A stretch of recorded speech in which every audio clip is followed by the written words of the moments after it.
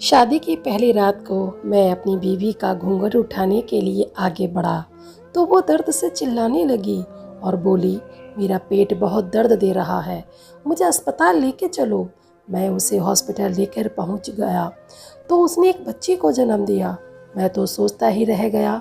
फिर मैं अपनी पत्नी के पास गया और बोला, मैं तुम्हें तलाक दे दूंगा।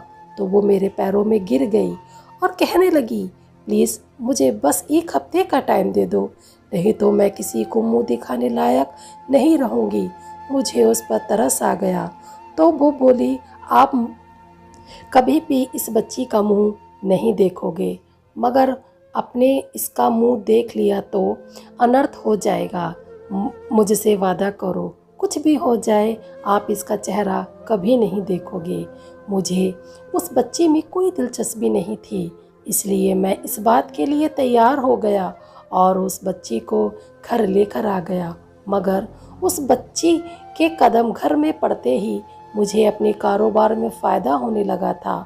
मेरे मन में ईर्ष्या होने लगी थी और मैं सोचने लगा, जरा इस बच्ची का मुंह तो देख लूं। मगर मेरी पत्नी उसके चेहरे को हमेशा कपड़े से ढक कर रखती थी। एक दिन मैंने मौका पाकर उसके मुंह से कपड़ा हटा दिया।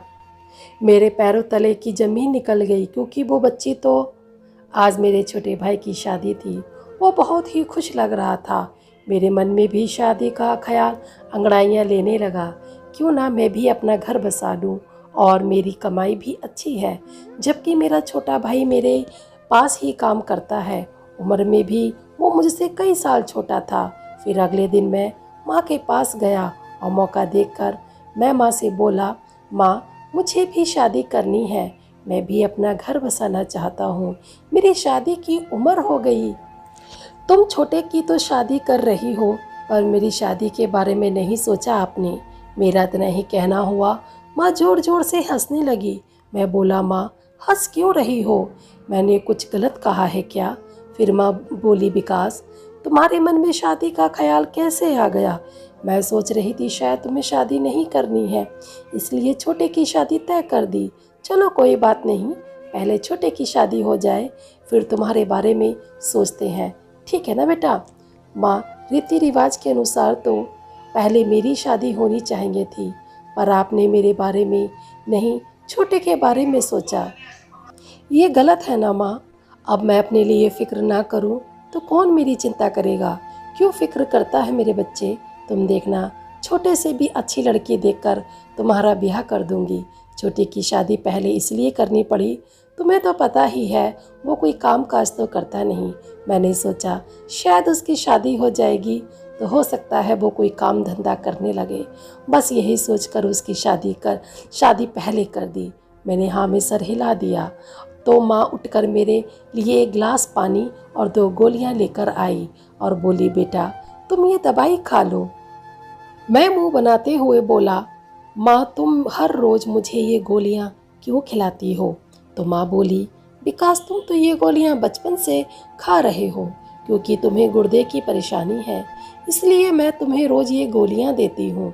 डॉक्टर ने कहा है जरा सी भी लापरवाही से सारा इलाज बिगड़ जाएगा। जरा सोचो तो, तुम्हारी शादी कैसे करूँगी फिर? हंसकर मैंने वो दवाई खा ली और अपने काम पर चला गया। छोटी की पत्नी बहुत ही अच्छी थी, मेरी बहुत ही इज्जत करती थी, मुझे भैया भैया कहते नहीं थकती थी। जब छोटे बाहर से आता तो वो गुलाब की तरह खिल जाती। मेरा भी बहुत मन करता कि मेरी भी पत्नी हो, मेरा इंतज़ार करे, मेरे लिए सजे सवरे, फिर मैं भी उसकी सुंदरता में कुछ बातें बोलूं। जब मैं घर आऊं तो वो भी खुश हो जाए। लेकिन माँ के मन में पता नहीं क्या चल रहा था, वो मेरी शादी की बात को टाल जाती, जैसे मैं अभी एक छोटा सा बच्चा हूँ। अब तो मुझे ये लगने लगा था, माँ मेरी शादी इसलिए तो नहीं कर रही क्योंकि मैं अच्छा कमाता था और अपनी सारी कमाई माँ के हाथ में देता था। शायद उनको ये लग रहा होगा जब मेरी पत्नी आ जाएगी तो मेरा बेटा बदल जाएगा। मैं माँ से बार बार अपनी शादी की बात करता। जब मैंने जिद पकड़ ली तो माँ मजबूर हो गई और मेरे लिए लड़कियाँ देखने लगी। बहुत लड़कियां देखी, पर उनमें से कोई ऐसी नहीं थी जो मेरे मन को भाती। अचानक से निशा नाम की लड़की का रिश्ता आया। माँ ने उस लड़की का फ़ोटो दिखाते हुए बोली, कैसी है बेटा? मुझे तो बहुत पसंद है। अब तू बता। कुछ देर में उस फोटो को देखता रहा और सोचता रहा, जब ये लड़की फ़ोटो में इतनी सुंदर है तो हकीकत में कितनी सुंदर होगी। मैंने तुरंत उस रिश्ते के लिए हाँ कर दी और मेरी शादी की तैयारियां होने लगीं। मेरा तो यही सोच सोच कर मन खुश हो रहा था। निशा मेरी पत्नी बनके इस घर में आएगी तो मेरा जीवन खुशियों से भर जाएगा। वो मेरा ख्याल रखेगी। शादी का दिन आ गया।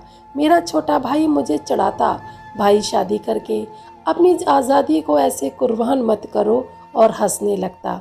हम बारात लेकर पहुंच गए। दुल्हन बनी निशा को मेरे बगल में बैठा दिया।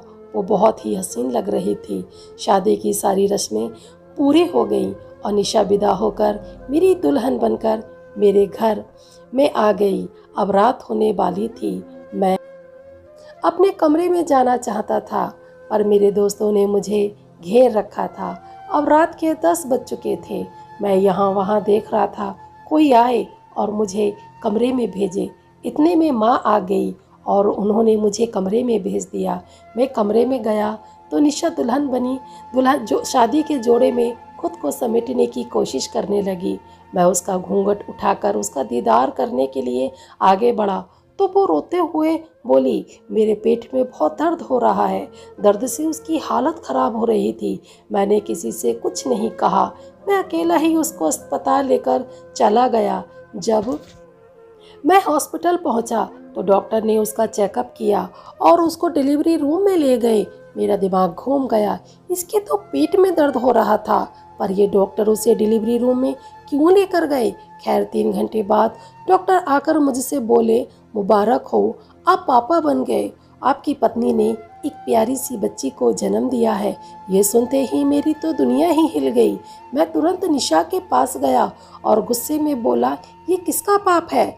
तुम मेरे सर मरना चाहती हो? मैं तुम्हें तलाक दे दूंगा। वो बोली, ऐसा मत करो, मेरी बहुत बदनामी हो जाएगी। मुझे कुछ दिन की मोहलत दे दो ताकि मैं अपने रहने का इंतज़ाम कर सकूं। उसको ऐसा रोता देख मेरा दिल पिघल गया। मैंने उसे 1 हफ्ते का समय दे दिया। इस पर निशा बोली, आप भूल कर भी इस बच्ची का मुंह मत देखना, नहीं तो गजब हो जाएगा। पर मुझे निशा की बच्ची में कोई दिलचस्पी नहीं थी। मैंने निशा से वादा कर दिया, पर मैं सोच में पड़ गया, जब मैं इस बच्ची को लेकर घर जाऊंगा तो घर पर इस बच्ची के बारे में क्या बोलूँगा। निशा मेरी चिंता का कारण समझ गई थी। वो बोली, आप परेशान मत हो, मैं सब संभाल लूँगी। निशा की नॉर्मल डिलीवरी हुई थी। डॉक्टर ने उसकी छुट्टी कर दी।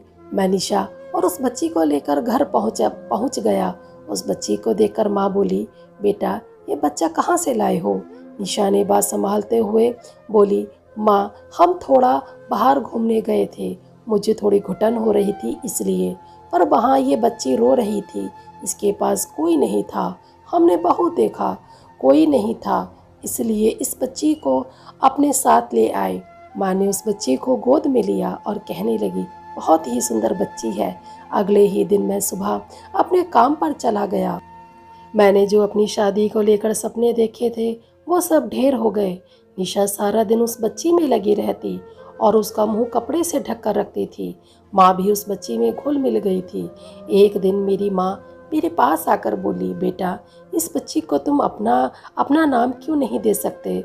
इसे अपना लो। मैं बोला, माँ क्या बोल रही हो? मैं ऐसा नहीं करूँगा। मैं एक पेपर बनाने वाली फैक्ट्री चलाता था। कुछ दिन से काम अच्छा नहीं चल रहा था, पर जब से ये बच्ची घर में आई थी मेरा काम और भी अच्छा चल पड़ा था। मैं ये समझ गया था, ये जो हो रहा है इस बच्ची की वजह से हो रहा है। निशा की बच्ची अच्छी किस्मत वाली थी। 1 हफ्ते से ज़्यादा हो गया था। मैंने निशा को वापस जाने को नहीं कहा कि मुझे भी उस बच्ची से लगाव हो गया था। जब मैं फैक्ट्री से घर लौटा तो निशा बहुत रो रही थी। मैं बोला, क्या हुआ, क्यों रो रही हो? वो बोली, बच्ची को बहुत तेज बुखार है, प्लीज़ इसे डॉक्टर के पास लेकर चलो। हम उसे डॉक्टर के पास लेकर गए। डॉक्टर ने दवाई दे दी। हम घर आ गए। धीरे धीरे उस बच्ची का बुखार उतरने लगा। एक रात बच्ची सो रही थी, मैं भी सो रहा था। अचानक वो बच्ची रोने लगी। उसके रोने से मेरी नींद टूट गई और मेरी आँख खुल गई। मैंने देखा बच्ची का मुंह कपड़े से ढका हुआ है। उस कपड़े से उसे उलझन हो रही थी। बच्ची अपने नन्ही नन्ही हाथों से उस कपड़े को हटाने की कोशिश कर रही थी। मैंने निशा को यहाँ वहाँ देखा तो वो नहीं थी। मैं उस बच्ची के पास गया, सोचा आज देख लेता हूँ निशा अपनी बच्ची का मुंह क्यों ढक कर रखती है, क्या है इस बच्ची के चेहरे में। मैंने जैसे ही उस बच्ची का कपड़ा हटाया तो उस बच्ची का चेहरा देखकर मेरे होश उड़ गए। मैं तुरंत निशा के पास गया और बोला, बताओ ये बच्ची किसकी है। फिर वो बोली, ये बच्ची आपकी ही है। निशा झूठ क्यों बोल रही हो, कुछ तो शर्म करो, मैं शादी से पहले तुमसे कभी नहीं मिला, तो ये बच्ची मेरी कैसे हो गई।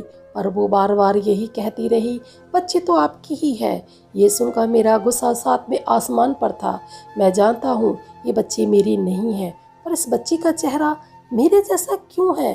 कुछ बोलो निशा। पर वो अपनी बात पे कायम रही कि वो बच्ची मेरी है। अचानक बच्ची के रोने की आवाज़ आने लगी।